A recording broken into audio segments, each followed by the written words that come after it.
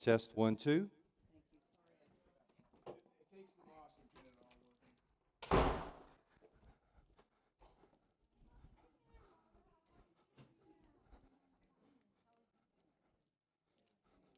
All right, let's begin with, as we always do, with our prayer request and praises. I did get an update on the little pink-haired little girl.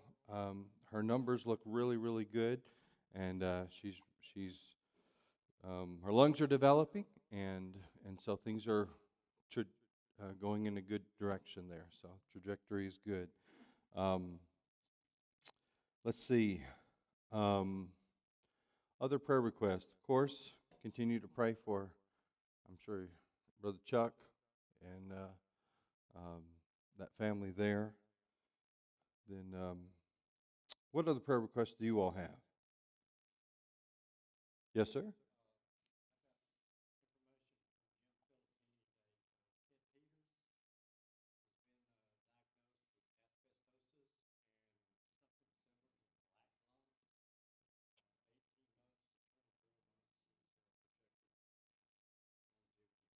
Hmm. His name is Ted Peters. He has come here off and on when he's been able to with his health. Pray for Ted. All right. Others?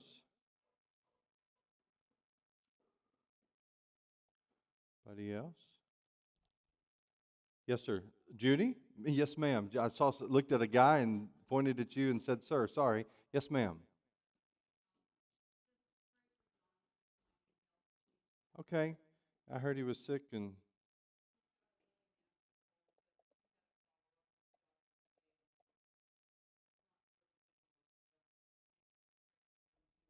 all right. All right. Pray for John Livermore. All right. Did I see another hand? No. All right. Anything you want to praise the Lord for? I had a good deacons meeting last night. Enjoyed our time together, and we're reading a great book on what it is to be a deacon, and that was edifying and strengthening. We also, of course, um, looked at the names and the deacons. Um, Submitted the names that you had submitted to them regarding potential future deacons. And so I'll be meeting with those guys for too long, giving them an opportunity to let me know if they want to serve, willing to serve, able to serve, and if they're qualified to serve. And so once I meet with them, then and I get through with that entire list, then I'll come back to the church and allow you all to vote as to who the deacons will be the next the next year. All right. I saw another hand pop up somewhere. Yes, ma'am. Miss Evelyn?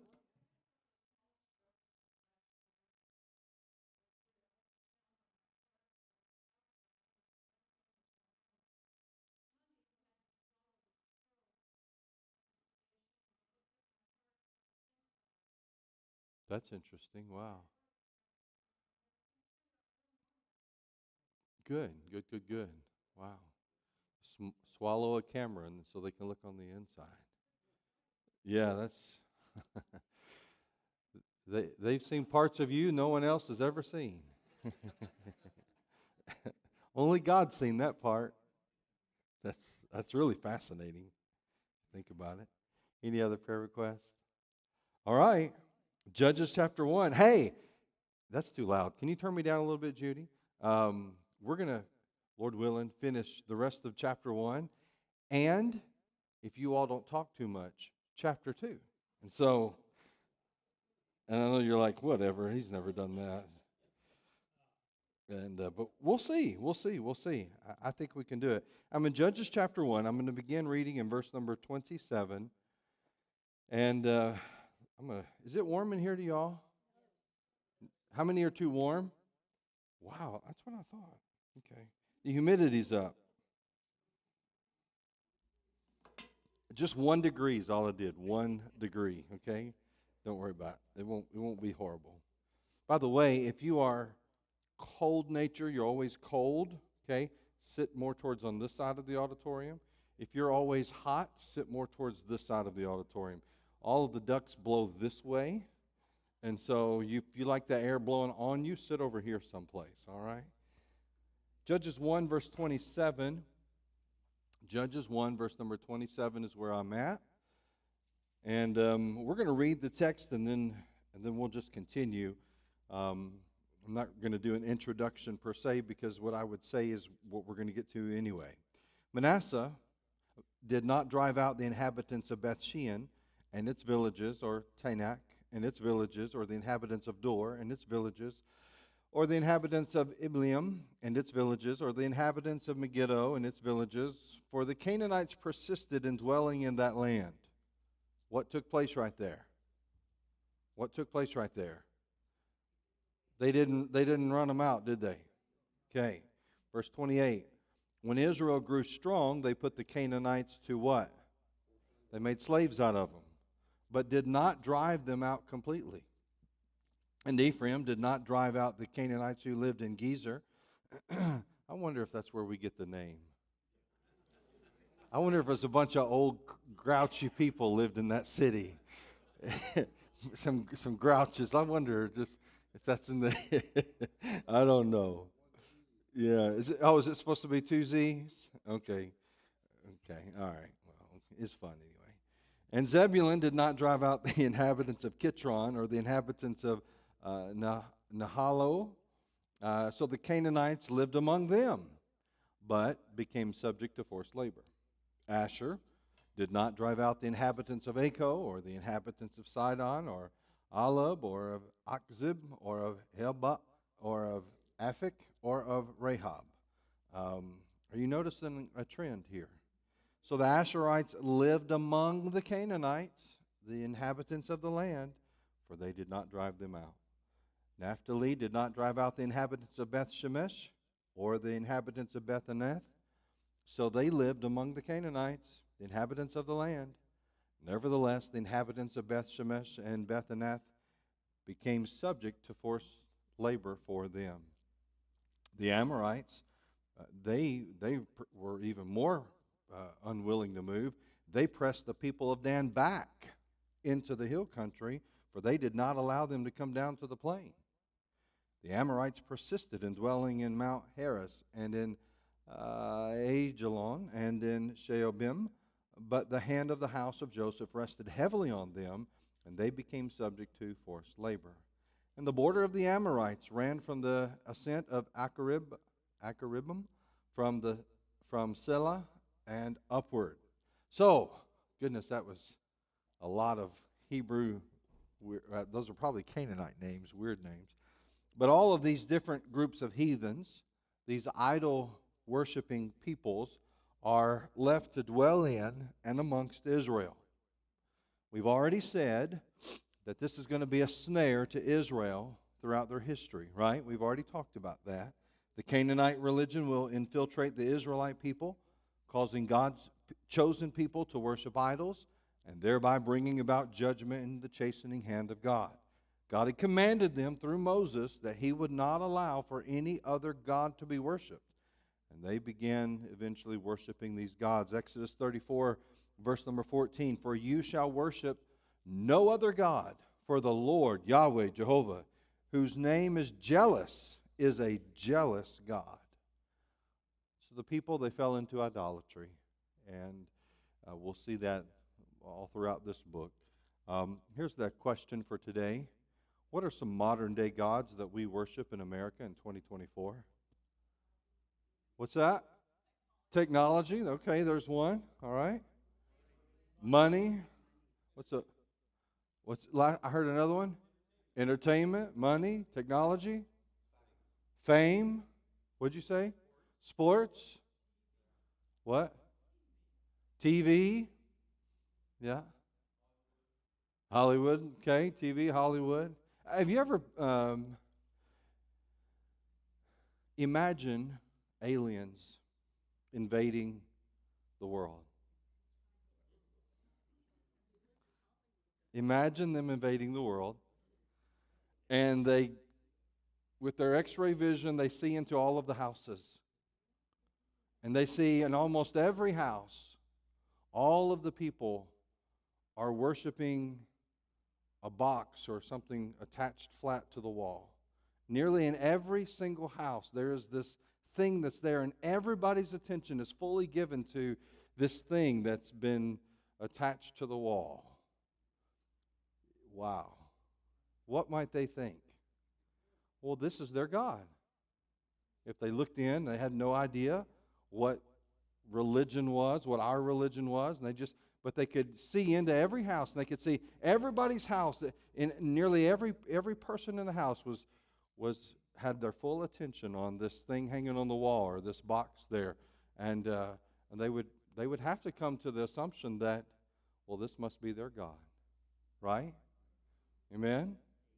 Or oh me, yeah. Modern day gods. All right, Judges chapter 2. We just finished chapter 1 just like that. Look at that. Wow. Just like that. Verse number 1. Now the angel of the Lord went up from Gilgal to Bochum. Verse 4. As soon as the angel of the Lord, key phrase there, angel of the Lord, name, spoke these words to all the people of Israel, the people lifted up their voices and wept. I want to talk for just a few minutes and not spend too long, but I need you to understand this. Angel of the Lord. Angel of the Lord. When you see capital L-O-R-D, we know that is what? Yahweh. Transliterated into what? Jehovah. It's right there on the screen. You think Mike's really smart? No, he's just reading the screen. And so, what does Jehovah mean or Yahweh mean? Self-existent or eternal one. He's always been. That's what the personal name for God means. Self-existent, forever, eternal. Now, what is God? When you see throughout the Bible, you'll see the word just G-O-D, God. That's the Hebrew word Elohim. Oftentimes, and that's a generic word for deity. God is Elohim. Often it's Elohim is referring to the false gods in Canaan. So it talks about the Elohims there, Baal being an Elohim. But when it's talking about the God of Abraham, Isaac, and Jacob, the one true God, then we know that that is Jehovah God, and that's Elohim there. But it's a general word. I think I have work, a general work, typo, sorry. A general word for deity and can refer to gods in general, but it's when it's talking about God, our God, it's the supreme God. Now, look at verse number 1 again, and here's what I want you to click the next one there, Dave.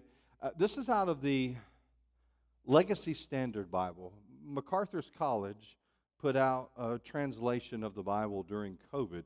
They couldn't have students in there, so their theology department, their Bible department, hunkered down, and there were some changes that they felt like better translation of the New American Standard. New American Standard was MacArthur's favorite translation, and so they put out the Legacy Standard Bible. One of the differences that they point out is that they don't just simply capitalize L-O-R-D, but they write out Yahweh throughout their text in the Old Testament there. And so they have Judges 2:1. Then the angel of Yahweh came, okay? And verse number 4, and so it happened that when the angel of Yahweh spoke these words, who is this angel of the Lord? Who is this angel of Yahweh? Well, let me tell you, this was not just merely another angel, okay? When you read angel of the Lord in the Old Testament, this is what's called in theology a theophany. Theophany, T-H-E-O-P-H-A-N-Y, theophany. What is a theophany? A theophany is an appearance of the second person of the Godhead. So this is a pre-incarnate manifestation, appearance of the Son, of God the Son, okay? When he became born to Mary, he became known as Jesus. But prior to that, he is the angel of the Lord, the angel of Yahweh. And you see him appearing several times in the Old Testament, very prominent in the time of Moses, also in the time of Joshua. A few times in the book of Judges we see him. And so you find this angel of the Lord. Now, who is he? He is deity. He is God. He was called Yahweh in Joshua chapter 5. And God in Genesis 32 He has divine attributes and prerogatives that you see throughout the book of Genesis, chapter 16, 18, and 48. And yet, this messenger of the Lord, this angel, the word angel means messenger. So this messenger of Yahweh, this is, he is God, but he's seen as distinct from Yahweh. So you see, even in the Old Testament, a plurality of the persons of the Godhead, even there in the Old Testament. I want you to see Exodus chapter 3 and verse number 2. Exodus 3:2. And the angel of Yahweh appeared to him in a blazing fire. And then notice verse number 4. This is, of course, what is Exodus chapter 3? What is this? Exodus 3? Come on, you remember. Burning bush, yeah. And who's at the burning bush? Moses. So who is appearing to Moses? The second person of the Trinity. Okay, the second person of the Trinity was speaking to Moses from that burning bush. Say, didn't know that. Learn a little Hebrew tonight. There you go, all right? And so this is the angel of the Lord, or the messenger of Yahweh. And yet you see, verse number 2 calls him the angel of Yahweh. Then you skip down to verse number 4. Click there, Dave. And Yahweh saw that he turned and looked aside to look. So you see both God looking down from heaven, the first person of the Godhead, the Father, if you will, and then the second person of the Godhead speaking through that burning bush there. And so you see here very clearly. And then I have God capitalized. Remember what was the word for God? What is the... No, for God. Elohim. Elohim. That's a general word for God. So what is the personal name for God? Personal name for God? Yahweh. What is the general name for God? Elohim. What's the personal name for God? It's going to be on the test. Yahweh. What's the general name for God? It's going to be Elohim, right? And you'll find that word used. It's almost as much as a title as it is anything, because you'll see Elohim used for even false gods there. And if you kept going through this text in Exodus 3, I think I have it, Dave. Go down to verse 15. Yeah, there it is. And God furthermore said to Moses, "Thus you shall say to the sons of Israel, Yahweh, the God of your fathers, the God of Abraham, the God of Isaac, and the God of Jacob, has sent me to you." Now, wait a minute. I just thought we said that it was the messenger of Yahweh who sent them. You see how it's one God and two persons? Even in, I don't know how the Jews can deny the plurality of persons in the Godhead. Even their own text opens that up to us to see it. Look at another one, Numbers chapter 22. Numbers 22. In verse number 22, but God, that would be Elohim, was angry because he was going. So the angel of Yahweh, the messenger of Yahweh, who is this? No, okay, second person of the Trinity, to be technical. His name didn't become Jesus until he was born and given the name in the Gospels, okay?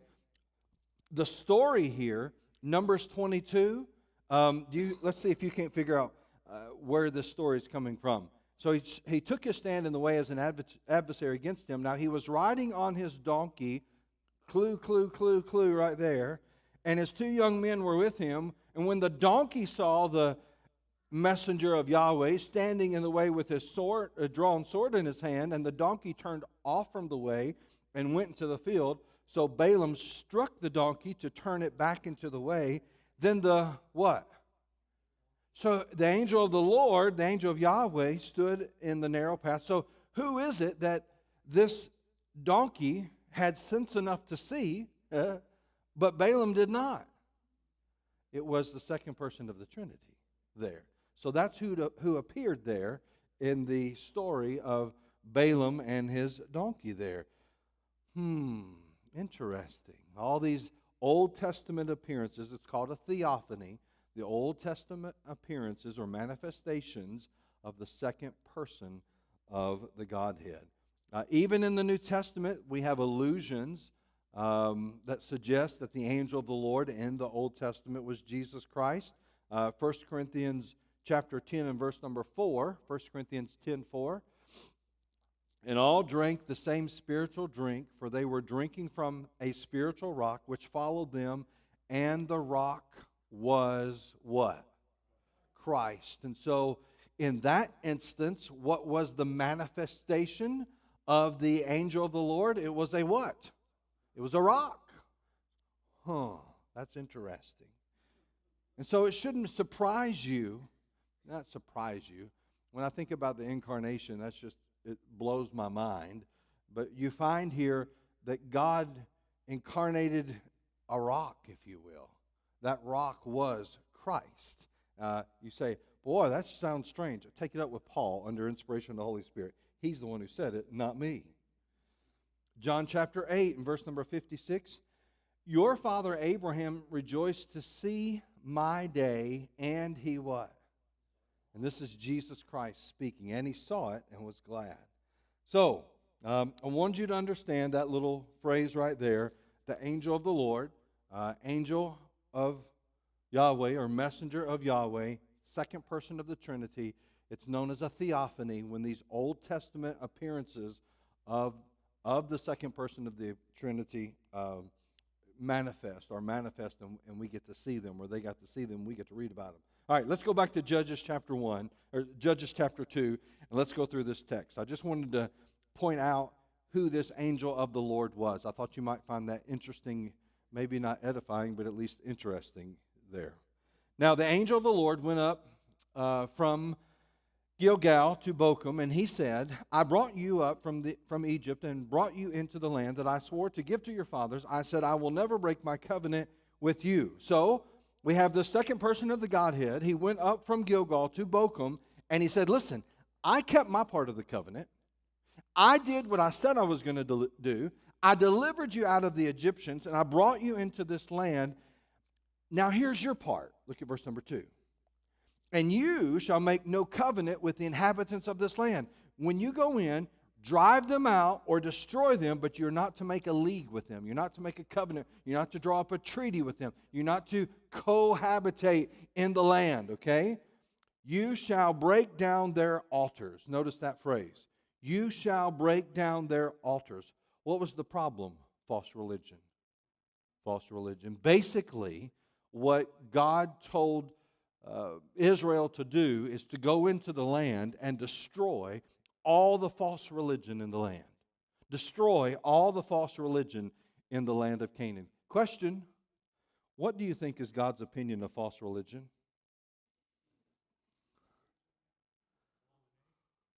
Abomination? Should all be destroyed? If I said I wanted something destroyed, would you think that it would be too strong a word for me to say, I hate that? Would that be too strong of a word? No, I don't think so. It is an abomination, and God does hate false religion. Deuteronomy chapter 12, verse number 31. You shall not worship the Lord your God in that way. For every abominable thing that the Lord hates, they have done for their gods. For they even burn their sons and their daughters in the fire to their gods. God says, I hate the worship of these false gods. I hate what they've done. They've even offered their children to Molech, to Baal. And he says, I hate that. It's an abomination to me. Can I just say to you just candidly, in spite of what society is telling you, you are not to be tolerant of false religion. You are not to be tolerant of false religion. We are to cry out against it. And you say, well, that's your job. and I do it. But what are we? We are to expose false religion for what it is. You say, what is it? It is the deception of devils. What is false religion? It is the deception of devils. False religion, I'll say it this way. False religion will cause more people to go to hell than all the liquor, drugs, and pornography combined. false religion. How many people practice Hindu in India? Most all of them. It's more than 1 billion people there. False religion. False religion. I'll say this, if I had a family member or a friend who was wrapped up in false religion, I couldn't keep from trying to do what I could to deliver them from that bondage. I'd have to. I couldn't sit quietly. I couldn't sit silently. If I had somebody I was close to, a friend, a family member, and they were involved in false, knowing what I know, how God sees false religion, I couldn't sit on my hands. I couldn't sit with my mouth closed. I'd have to do all that I could to get them out of that, because I know what my God's opinion is of it. May I say to you, that which caused Israel to go into bondage in Canaan, Christians are doing today. You say, what are you talking about? Well, the Israelite people intermarried with Canaanites who were participants in false religion. Let me just be candid. Christians have no business marrying those who practice other religions. We are not to be unequally yoked. We have no business marrying those who practice other religions, nor adherents to false religion under the canopy of Christianity, like Romanism or Seventh-day Adventism, nor the cults like the Mormons and the Jehovah's Witnesses. No business marrying people like that. No business. It was the downfall. What caused Israel to fall in Canaan? It was their intermarrying with idol worshipers. And we have Christians doing it all the time. All the time. Why? Well, one, because preachers don't preach against it anymore. But I remember a day when they did. How many of you remember a day when the preachers used to preach against, hey, don't you marry some unsaved punk? Right? They might not have said punk, but you know, pretty close. Back in those days, they might have said something more. I'll say this, what happens when a Christian marries someone involved in a cult or into false religion, the faith of their children is at peril. Is at peril. Some of you might be able to testify how that has happened in your families. Yeah. When we travel, we'll often drive by church buildings, and my kids will often ask Jackson especially, Dad, is that a good church? It just comes out of the blue. We'll be driving. Dad, is that a good church? Is that a good church, Dad? And say, why do they ask that? Because they have been warned about false religion. We have warned them. We have told them, just because it says church out front does not mean it's good. It might mean it's of the enemy. So they're asking, Dad, is that a good church? And so I have to look and see what's on the sign and say, well, maybe. I don't know. I'm not sure. Look with me, please. The end of verse number 2. But you have not obeyed my voice. What is this that you've done? Verse number 3. So now I say, I will not drive them out from before you, but they shall become thorns in your sides, and their gods shall be a snare to you. Their gods shall be a snare to you. God said, you've been disobedient. You've given in to you've been disobedient, and thereby you have given up the opportunity for me to bless you. May I say to you, Christian, though we're not under the law, under grace, blessing comes from obedience. Salvation does not come from obedience. Salvation comes by grace through what? Salvation comes by grace through what? Through faith. God's grace towards us demonstrated at Calvary when Jesus died on the cross for us. That is His grace. How do we procure that salvation? By putting faith in what Jesus did for us at the cross. However, now that we're saved, if we want God's blessing, then there's this thing called obedience. And what happened in the life of Israel, they were God's chosen people. They were that sanctified people that He was going to use to show Himself to the world. Because they were disobedient, they lost the opportunity of being a blessed people. He was still going to keep His covenant with them, but now He's not going to drive the people out. They're going to go from a life of victory to a life of defeat. Christian, you can do that too. You can be saved, and because of disobedience, be living a life of defeat. Be living a life of defeat. What is the blessing? The blessing is where God says, you know what? You got these Canaanites in front of you. I can help you get rid of those. I can help you with that. Verse number 4. As soon as the angel of the Lord spoke these words to all of the people of Israel, God just told him, these people are going to be a snare to you. As soon as this happened, the people lifted up their voices and what? And they wept. I'm sorry, when I read that, I'm like, really? Now you're going to cry about it? Now you're going to cry? It's like the child who gets caught doing wrong. And I told you before I left, if you do this, here's the consequences. And now they break down and cry. Really? Now you're going to cry?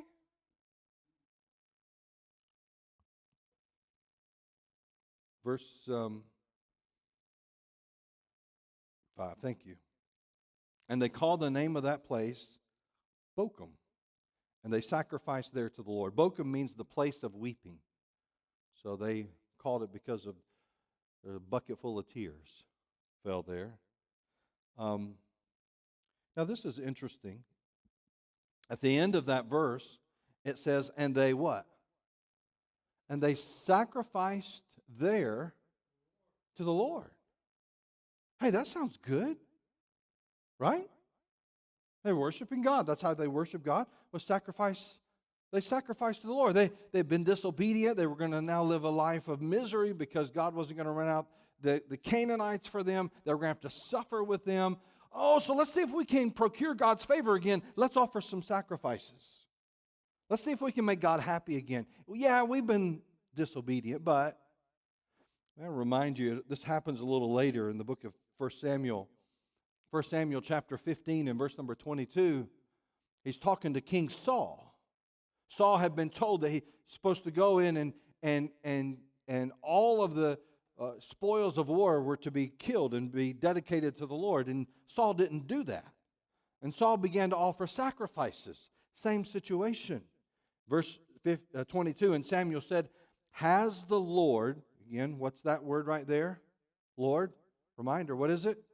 Yahweh, okay. Has Yahweh as great delight in burnt offerings and sacrifices as in obeying the voice of Yahweh? Behold, in case you don't know, behold, it is better. Behold, to obey is what?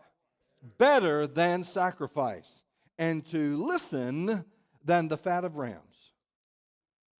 Question: do you think people today try to sacrifice rather than obey? Yeah.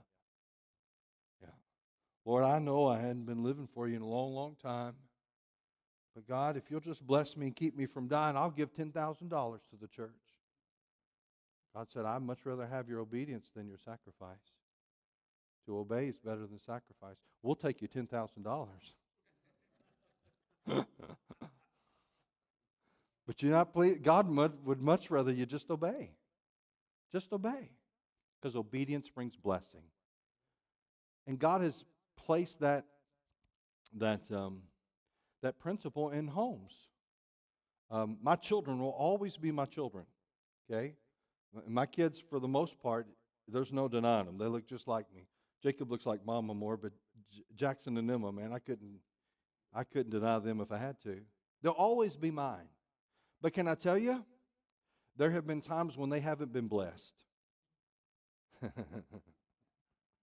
There have been times when they have been disobedient. They still carried the family name. They were still a part of the family. They were still mine. They belonged to me. They still called me daddy, and I still called them my own. But they left the place of blessing when they became disobedient. And we can do that too as Christians. And that's what had happened here. They began, oh, I want to sacrifice. Mama, I'll do the dishes. I'll do all these things. Please, please, please. I told you before I left, but you didn't do it. All right. Can anybody give testimony there? I bet you can. I bet there's, if I let you raise your hand, we'd have half an hour of stories right there. Yeah. Verses 6 through 10 is a review of Joshua's life and the generation that outlived him. Look at it. And Joshua dismissed the people, and the people of Israel went each to his inheritance to take possession of the land. And the people served the Lord all the days of Joshua. And all, of course, this is before, okay? Remember, Joshua was before Judges, and so this is inserted here. It's kind of a little bit of a history of what had happened, okay? And the people served the Lord all the days of Joshua and all the days of the elders. Notice this. They served the Lord all the days of Joshua and all the days of the elders who outlived Joshua, those who had seen all the great work that the Lord had done for Israel. Okay? Things are going good. Verse number 8, and Joshua the son of Nun, the servant of the Lord, died at the age of 110 years. They buried him within the boundaries of his inheritance in Timnath-Heres, in the hill country of Ephraim, north of the mountain of Gesh. And all the generations, notice this, all the generations also were gathered to their fathers. So everybody's died off who was a part of Joshua's generation. Next sentence. And there arose another generation after them who did not know the Lord or the work that had been done for Israel. It says of another man that there arose a Pharaoh who did not know, remember who? Joseph. Yeah. How did that happen here? That there arose another generation after them who did not know the Lord or the work that he had done for Israel. How did that happen? Well, I'll tell you how it happened. They disobeyed Deuteronomy chapter 6. I want you to look at it. Deuteronomy chapter 6 and verse number 1. This is what the people of Israel were supposed to do when they went into Canaan. Now this is the commandment, the statutes, the rules that the Lord your God commanded me to teach you, that you may do them in the land to which you are going over to possess it. Verse number 6. And these words I command you today shall be on your heart. You shall, next word, teach them diligently to your children. How did there arise a generation that didn't know the works of the Lord? They failed to do what he had told them to do here in Deuteronomy chapter 6. They had failed to teach them diligently to your children, and they shall talk of them when you sit in your house, and when you walk by the way, and when you lie down, and when you rise up. Verse number 20. And when your son asks you in time to come, well, what is the meaning of these testimonies and the statutes and the rules that the Lord our God has commanded you? Then you shall say to your son, well, we were Pharaoh's slaves in Egypt, and the Lord brought us out of Egypt with a mighty hand, and the Lord showed us signs and wonders, great and grievous, and against Egypt and against Pharaoh and all his household before our eyes. And he brought us out from there that we might bring us in and give us the land that he swore to give to our fathers. And the Lord commanded us to do all these statutes to fear the Lord our God for our good ways, that he might preserve us alive as we are to this day. And it will be righteousness for us if we are careful to do all this commandment before the Lord our God as he has commanded. All of that right there that I just read towards the end is what they were supposed to be teaching their children. Diligently teaching their children. The previous generation had not taught their children to fear the Lord and to keep his commandments. And so the neglect of the fathers led to the apostasy of the children. The neglect of the fathers led to the apostasy of the children. We see that immediately in verse number 11. Back to Judges chapter 2, verse number 11. And the people of Israel did what was what? Evil in the sight of the Lord, and they served the Baals. And they abandoned the Lord. Imagine that. The God of their fathers who had brought them out of the land of Egypt. And they went after other gods from among the gods of the people who were around them. And they bowed down to them. And they provoked the Lord. They provoked Yahweh to what? To anger. You say, I didn't know God could get angry. You need to read your Bible, friend. Verse 13, they abandoned the Lord, and they served the Baals and the Ashtaroth. Now, I want to teach you something. We've said this before, just as it'll be a reminder for most of you. We have three enemies. Okay? The first one is the world, right? Three enemies. Show us there, Dave. Three enemies, the world. What does the world do? The world messes with your priorities. The world tells you if you get fame and wealth and all of these things, if you get your name in lights, then you'll reach all these goals and these ambitions. That's the world. That's one of our enemies there. It messes with our priorities, our ambitions, our goals, our dreams. Then there's the flesh. What does the flesh do? Well, the flesh messes with the God-given appetites that He gave you. Did you know God gave you an appetite for sex? But the flesh, the corrupt flesh, says, oh, just have sex with anything and everything. The flesh messes with and perverts and twists and distorts what God has given you. Same way, by the way, with sex and also with food. With food, by the way, did you realize about 80% of the food we eat today didn't exist 100 years ago? Think about it. 80% of the food you eat today didn't even exist. We might do better to go back and eat the things God made. Just that's not in the notes here. That's for free. There you go. All right. And then sleep. Did you know you'll die if you don't sleep? You'll die. If you don't sleep, you will die. But some of us, Proverbs chapter 6 talks about us. A little sleep, a little slumber, a little folding of the hands. Oh, there's a lion in the street. I'll just go back to bed. Laziness, right? Okay, so there's the world. There's the flesh. Okay, the world deals with your goals, your ambitions, your priorities. The flesh deals with your appetites. What's the devil do? The devil messes with your faith. Goes all the way back to the Garden of Eden. Hath God said? He's getting them to doubt God. The devil is always against your faith. You say, well, the devil made me eat that apple pie. No, you got it wrong. That's your flesh. That's your flesh, okay? The devil didn't make you eat the apple pie. The devil will cause you to doubt God. Will cause you to doubt God's word. And then the devil also introduces, you see, God is not the author of confusion. And most of the time, the devil's acts are not the opposite of God, but they are a twist and a perversion of what God has said. And that also goes back to the garden. Hath God said, oh, you'll not surely die. Right? He twisted it. And so you find the devil messes with your faith. And beyond that, he's the author of all of the false religions. Satan is the author of every false religion. Let me say it again. Satan, the devil, is the author of every false religion, exception none. God is not the author of confusion. We already know what God's perspective is on false religion. Satan was behind the worship of Baal in Canaan. Would you agree with that? Satan was behind the worship of Baal and the Ashtaroth in Canaan. Question: is Satan behind Islam and Hinduism and Catholicism and Mormonism and every other false religion and cult in existence? The answer is still, as it was back in the days of Joshua, as it is today, yes.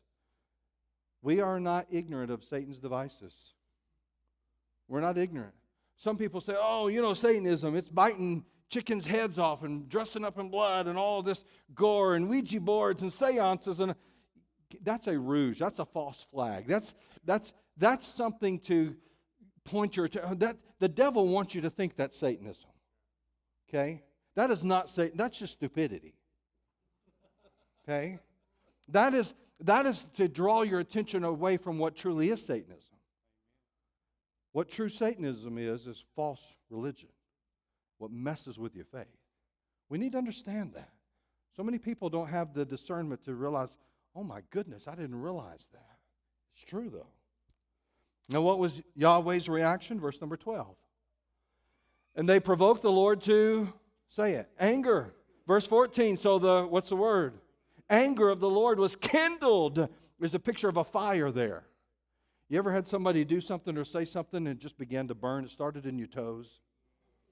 And it worked up to your feet and all the way up through. Before long, you're just ready to explode.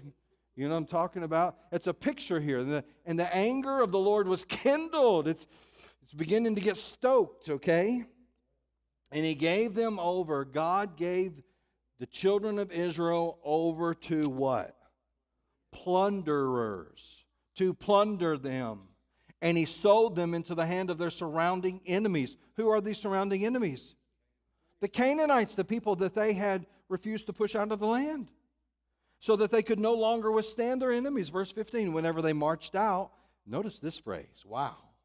Whenever they marched out, the hand of the Lord was against them for harm. Can you imagine you going out and the hand of the Lord being against you for harm?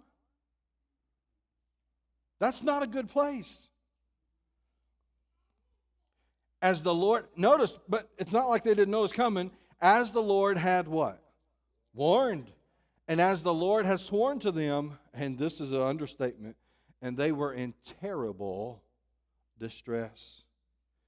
Can you imagine these heathen, these idolaters, these Canaanites coming in, raping your wives and your children, taking all of your possessions, plundering you? And who was behind it?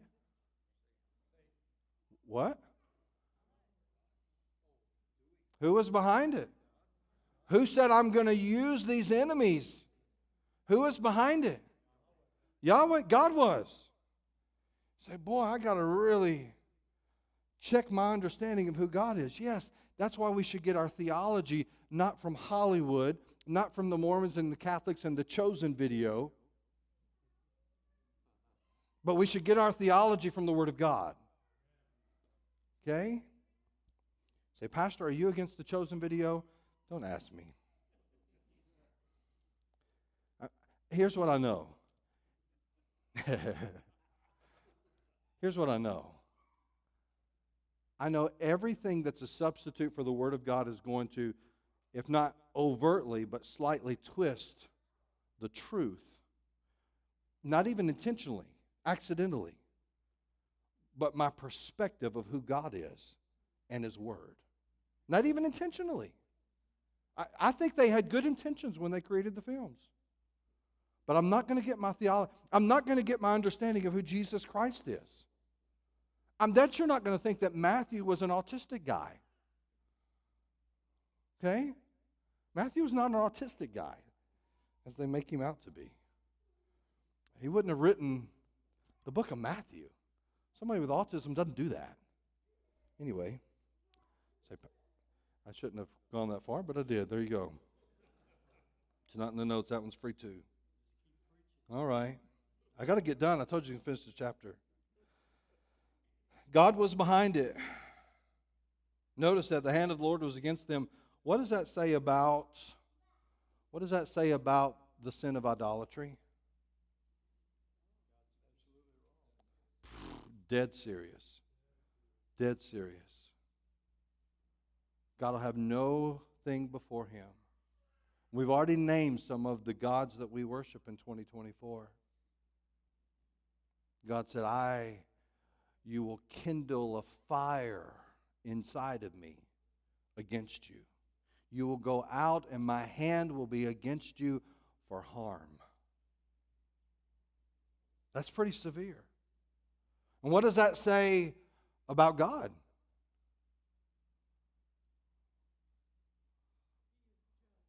He is absolutely just. And can I say this also? Somebody might say, well, that just seems like he's kind of unfair. Or that just, maybe not unfair, but it just seems like he's kind of extreme. That's kind of a little fanatical there, God. A little bit over the top, God. A little bit. Here's the thing. What that tells me, when we read passages like this and it cuts against what's inside of us, that just doesn't seem like my understanding of who God is. Here's, again, I go back to it. We have a misunderstanding of who God is by lots of different influences in our lives that have lied to us about who God is. And the two things that we have been lied to the most about is we do not understand the holiness of God. Absolute, totally, completely perfection and holiness. zero unrighteousness, zero sin, absolutely perfect. And then secondly, we don't understand the depths of the depravity and how disgusted God is about our sin. Sin is no big deal today. No big deal. No big deal. But when you read the Bible, when you do that, all of a sudden you begin to learn things about God and His perspective on matters that you don't get in modern Christianity today at all. You don't get it. All right, let's keep going. Verse 16. I got 8 minutes. I'll use every one of them. Then the Lord raised up judges. The Lord raised up judges who saved them out of the hand of those who plundered them. So beginning in verse number 13, by the way, 11, this is kind of a synopsis. It's in these 12 verses, he gives about a 300-year history of what we're going to read about as we go through Judges. Okay, so this is a summary of what we're going to read in the rest of the book of Judges. Okay, verse 16. Then the Lord raised up judges who saved them out of the hand of those who plundered them.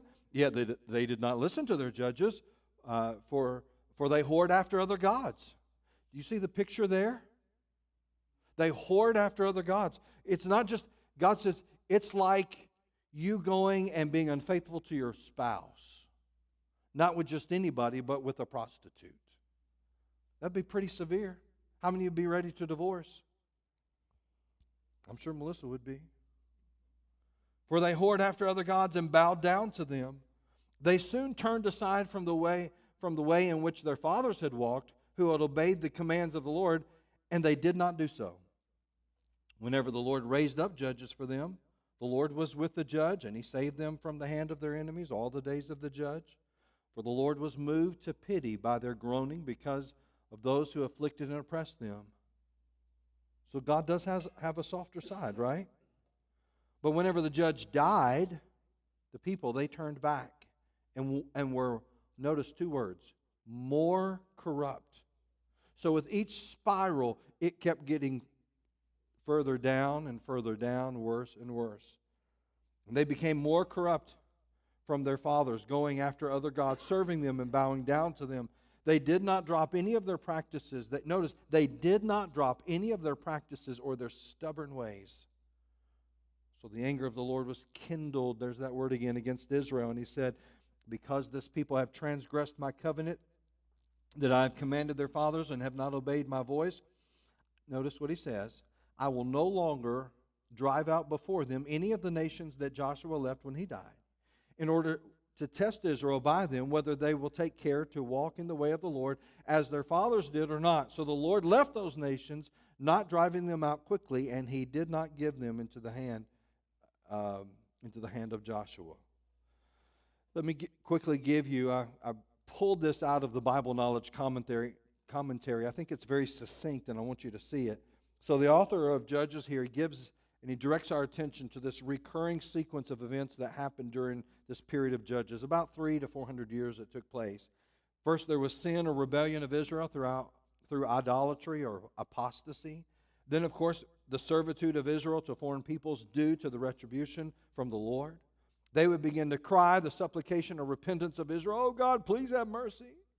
Then salvation, and there would be a military deliverance and restoration to favor by the Lord through a spirit-empowered deliverer, through a judge. And then lastly, there would be a period of silence when the people in the land had rest, that is, that cessation of war. But before long, that pattern would repeat again. And again, 6 times it happens. And each time they spiral, but each time it gets a little worse and a little worse and a little worse. Can I tell you, folk?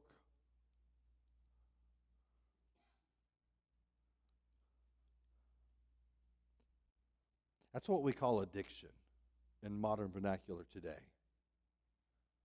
Remember, they did not let go of their rebellious attitudes and the things that they did. It got a stronger and a stronger and a stronger foothold onto them. Sin is, people say, oh, it looks so, we paint sin as black and ugly. Sin is beautiful and enticing. Sin offers this wonderful, oh, if you'll do this, and it'll be wonderful and great. Just go after it. If it feels good, do it. And it grabs you by the throat. Chokes the spiritual life out of you. For long, you're gasping. I'm not even sure I'm a Christian anymore.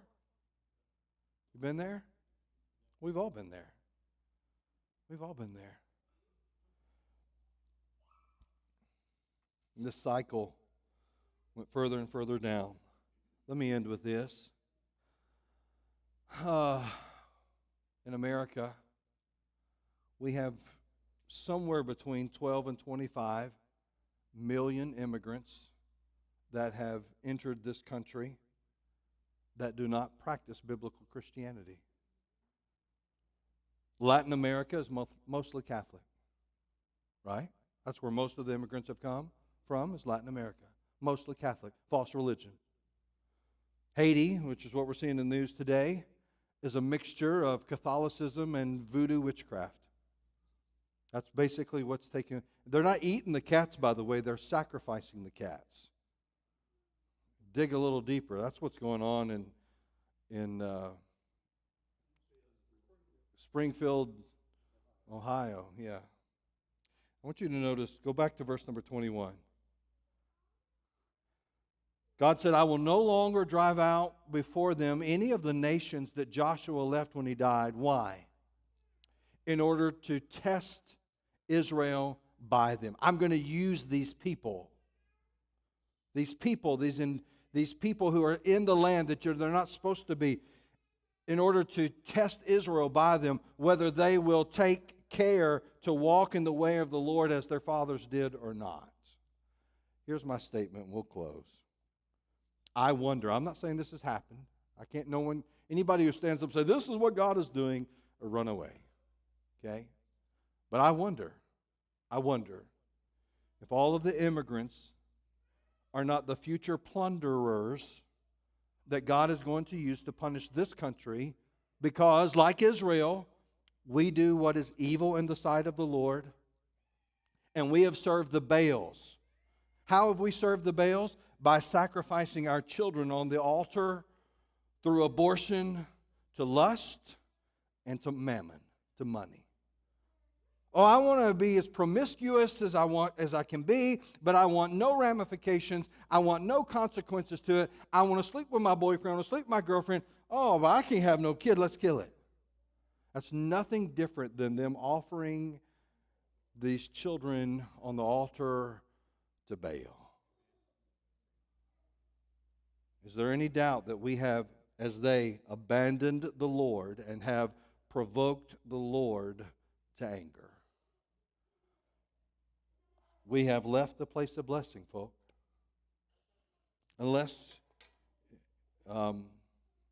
we turn back to God. I already told you, blessing comes from obedience. And there's no substitute. I think I told you recently, I think it was Billy Graham before he died. He said, if God does not judge America, he's going to have to apologize to Sodom and Gomorrah. So are you going to end on this high note?